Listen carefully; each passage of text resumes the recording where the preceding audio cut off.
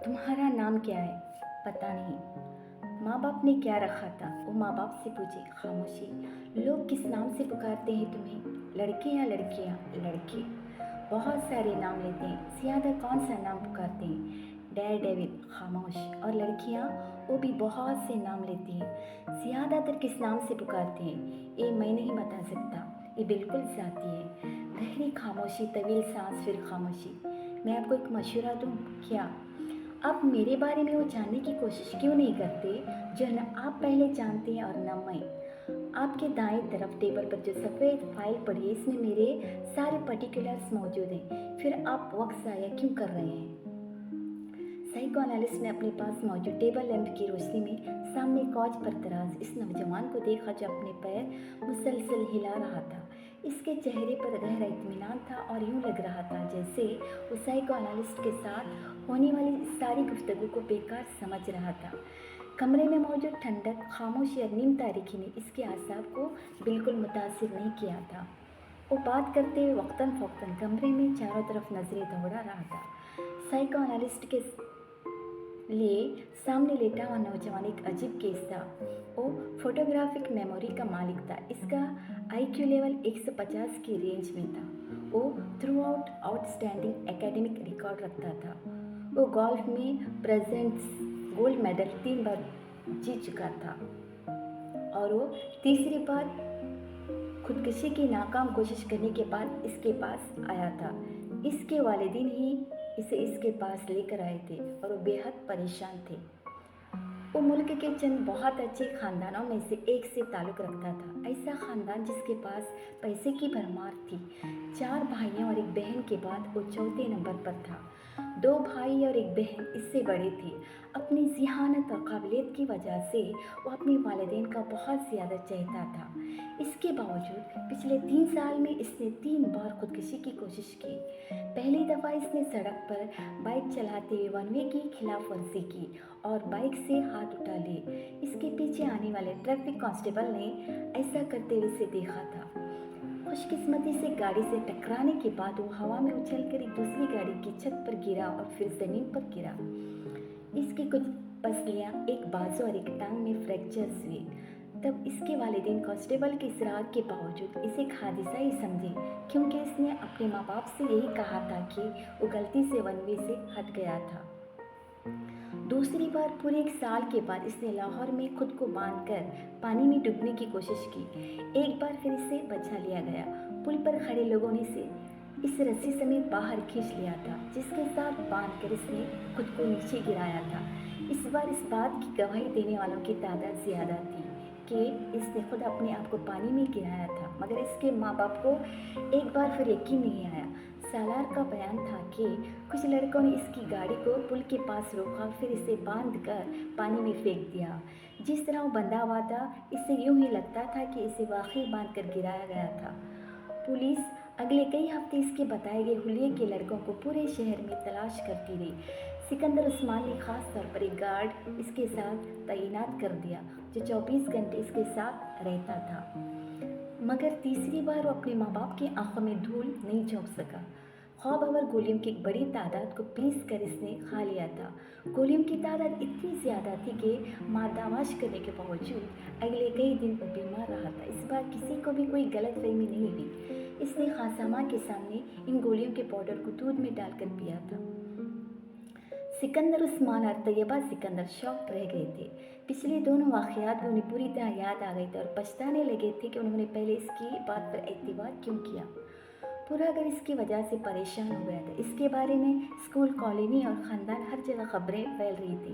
वो इस बार इस बात से इनकार नहीं कर सका कि इसने खुदकुशी की कोशिश की थी, मगर वह बताने पर तैयार नहीं था कि इसने ऐसा क्यों किया था।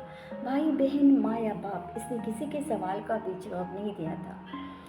सिकंदर ए लेवल्स के बाद इसके बड़े भाइयों की तरह इसे बैरून मुल्क तालीम हासिल करने के लिए भिजवाना चाहते थे। वो जानते थे इसे कहीं भी न सिर्फ बड़ी आसानी से एडमिशन मिल जाएगा बल्कि स्कॉलरशिप भी, लेकिन इनके सारे प्लान जैसे भग करके उड़ गए थे और अब इस साइको एनालिस्ट के सामने मौजूद थे जिसके पास सिकंदर उस्मान ने इसे अपने एक दोस्त के मशवरे पर भिजवाया था। ठीक है सालार, बिल्कुल टू द पॉइंट, बात करते हैं। मरना क्यों चाहती हो तुम? सालार ने कंधे उचकाए।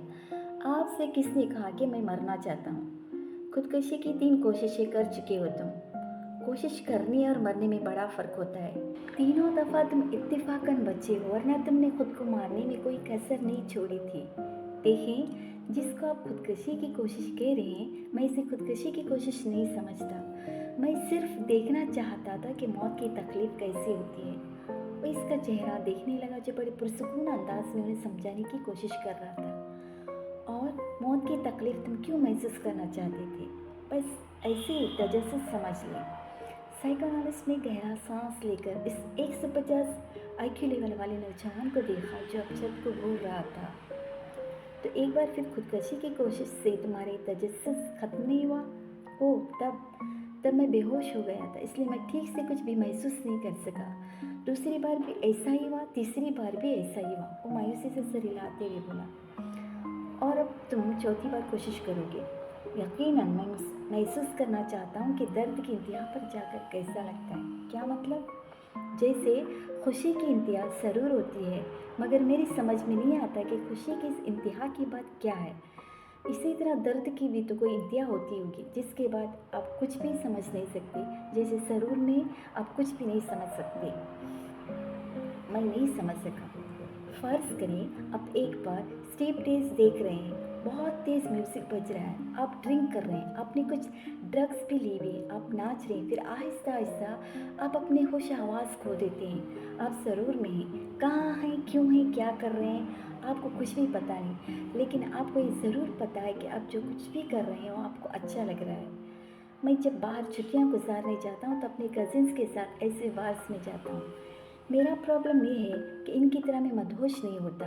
मुझे इन चीज़ों से इतनी खुशी नहीं मिल पाती जितनी बाकी लोगों को मिलती है, और यही चीज़ मुझे मायूस करती है। मैंने सोचा कि अगर सरूर की इंतहा पर नहीं पहुंच सकता तो शायद मैं दर्द की इंतहा पर पहुंच सकूं, लेकिन वो भी नहीं हो सका। वो खासा मायूस नज़र रहा था। तुम इस तरह की चीज़ों में वक्त ज़ाया क्यों करते हो? इतना शानदार एकेडमिक रिकॉर्ड है तुम्हारा। सालार ने इस बार इंतहाई बेजारी से इससे कहा। प्लीज़ प्लीज़, आप मेरी ज़हानत के राग अलापना मत शुरू कीजिएगा। मुझे पता है मैं क्या हूँ, तंग आ गया हूँ मैं अपनी तारीफ़ें सुनते सुनते। इसके लहजे में तलखी थी। साइकोएनालिस्ट कुछ देर से देखता रहा। अपने लिए कोई गोल क्यों नहीं सेट करते तुम? मैंने किया है क्या? मुझे खुदकुशी की एक और कोशिश करनी है, मुकम्मल इत्मीनान था। क्या तुम्हें कोई डिप्रेशन है? Not at all. तो फिर मरना क्यों चाहते हो? गहरा सांस। क्या आपको एक बार फिर से बताना शुरू करूं कि मैं मरना नहीं चाहता, मैं कुछ और करने की कोशिश कर रहा हूँ। वो उकताया। बात घूम फिर कर फिर वहीं आ गई थी। साइकोएनालिस्ट कुछ देर सोचता रहा। क्या तुम ये सब किसी लड़की की वजह से कर रहे हो? सालार ने गर्दन मोड़कर हैरानी से इसे देखा। लड़की की वजह से?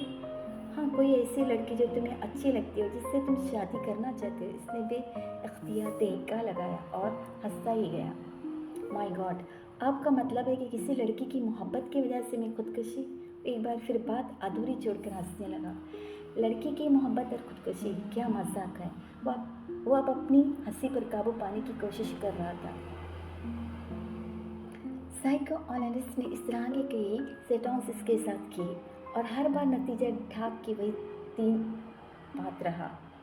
अब इसको तालीम के लिए बैरून मुल्क भिजवाने की बजाय यहीं रखिए, और इस बार बहुत ज़्यादा तवज्जो दी। हो सकता है तवज्जो हासिल करने के लिए सब करता हो।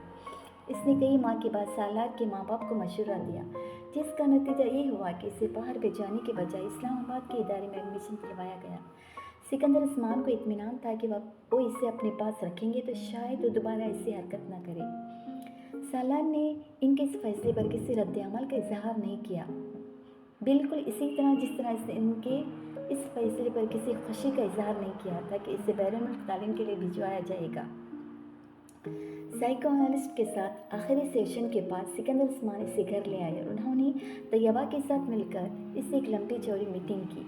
दोनों अपने बेडरूम में बिठाकर इसे इन तमाम आसाइशों के बारे में बताते रहे जो पिछले कई सालों में इसे फराहम करते रहे थे। उन्होंने इसे इन तवक्कात के बारे में भी बताया जो इससे रखते थे, इसे इन मोहब्बत भरे जज्बात से भी आगाह किया जो इसके लिए महसूस करते थे, वो बेतासर चेहरे के साथ च्युइंगम चबाता बाप की बेचैनी और माँ के आंसू देखता रहा। गुफ्तगू के आखिर में सिकंदर उस्मान ने तकरीबन तंग आकर इससे कहा, तुम्हें किस चीज़ की कमी है? क्या है जो तुम्हारे पास नहीं है या जो तुम्हें चाहिए?